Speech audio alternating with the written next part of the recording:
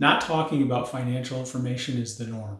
We don't talk about our salaries and wages. Why? Who does that benefit? I think it benefits the employer more than the employee. I think information is power. And in the workforce, the more we know about what other people are making, the better we can negotiate for ourselves. We don't talk about our savings and investments. Why? Fear? We think somebody's going to come and take it from us? Why don't we share what we're doing and how we're planning for retirement and how we're planning for our future? I have been honest and open about my finances, what I have in savings and investments, to my friends, to my family, to YouTube. Nothing bad has happened. I think we should be talking more about it because money is just a tool. There's a lot of emotions around money, but it is just a tool. And it's a tool that everybody needs to learn how to use to thrive in this world. And if you don't understand it and you don't know what you're doing, then it puts you behind the 8 ball. So without further ado, here are my October expenses and my October portfolio update. So here are my expenses, everything that goes on a credit card or debit card. I don't have a lot of different categories of expenses. I keep it very simple. I live a very simple life. Just to run down through them, propane to heat the house, electric. My electric is low because I have solar panels, home and car insurance combined, internet. The dogs this month was a little bit more expensive because I took them to the vet and it was $492 plus their usual dog food and treats. My food, $300. Gas, very low this month. Home maintenance, $25. Car maintenance, nothing this month.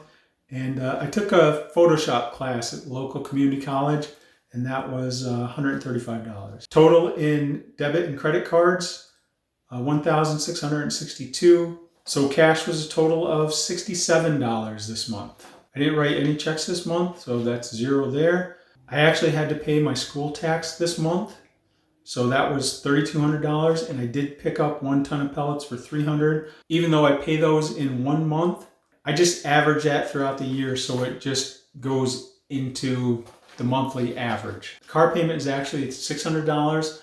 I just pay $1,000 to pay it off quicker. And also my phone, I do pay that once a year, and it's $300. But again, I just break that down and put it in as a monthly total. So the total for this month was $3,179. Okay, here's my monthly expenses. I've got 10 months now, and I'm at $33,441 for the year, for an average of $3,344. Just tracking my expenses every month and looking at what I'm spending money on has been extremely helpful for me to get an idea of what I'm actually spending money on. And then if I want to look at it and make adjustments, I can. Okay, let's talk about my portfolio for the month of October. The checking account at the top, I just put on there for my information. That's not added in the total. And the next 4 lines are just my brokerage account and how it's broken out. I have a brokerage account, which is all Vanguard Total Stock Market Index Fund. And then I have a federal money market account, which is basically where I'm keeping my cash. That's the money that I have to live on for this year that I've taken off. I have a traditional IRA and a Roth IRA.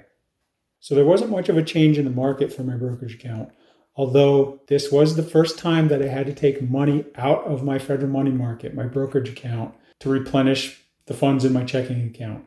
So I took $8,000 out. I had to pay school taxes this year, and then I just needed some more money for the next couple of months. So in total, my brokerage account went from $190 to $183. And my 403B from work decreased by $2,000. But if you look at my total, I'm at $576,000. In January of this year, I was at $498,000. So it has been an amazing year in the stock market for me. If that doesn't make you want to invest, I don't know what else to tell you. I know it seems daunting to be able to save up $500,000. If you only had $100,000 invested in the stock market, you still would have made $17,000. That's why investing is so important for your future. That's why it is such a wealth builder. Once you get $100,000, if the stock market returns 20% that year, That means that you've made $20,000 just by having that money in there. And that happens year after year after year. And when you just let that money compound, after a couple years, now you're up to 200,000. And now you're making double of what you were making when you had 100,000. If I could go back and tell myself, my 20-year-old self, my 30-year-old self, to invest in the stock market, it's not that scary. It's not for the rich. It's not a rigged game. It's just a way to invest and make money. If I could go back and tell myself that, oh my God, it would have made such a difference in my life. So instead of telling myself that 30 years ago, I'm telling you now, it can make a huge difference in your life, especially if you're in your 20s. Oh my God, if you're in your 20s, absolutely start investing. But you know what? Even if you're in your 50s or 60s and you've got 5 or 10 or 15 more years to work, investing can still make a huge difference. When you save and invest money, it does two things. One, it makes you money because you're putting it in the stock market, and then that money is out there working for you.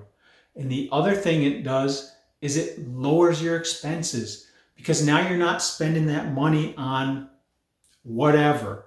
So you don't need that money in the future. So start saving, start investing, change your life. All right, that's all I got for today. Thank you for watching. Thank you if you've subscribed. And I'm curious. I know I talked about being open and honest with your financials and your investments. I'm curious what other people think about that, especially with your salaries, your wages at work. I know it was always taboo to talk about how much you made at work. I think information is power. So I think if we know what other people are making, it can help everybody to get a better wage. So tell me what you think about that in the comments. I'm curious what other people really think about that. And not just wages, but your finances. I mean, do you talk to your family about finances? I know my parents never talked to me about finances. I just had to figure it out myself, and it took way too long. Thanks for watching, and I will see you next time.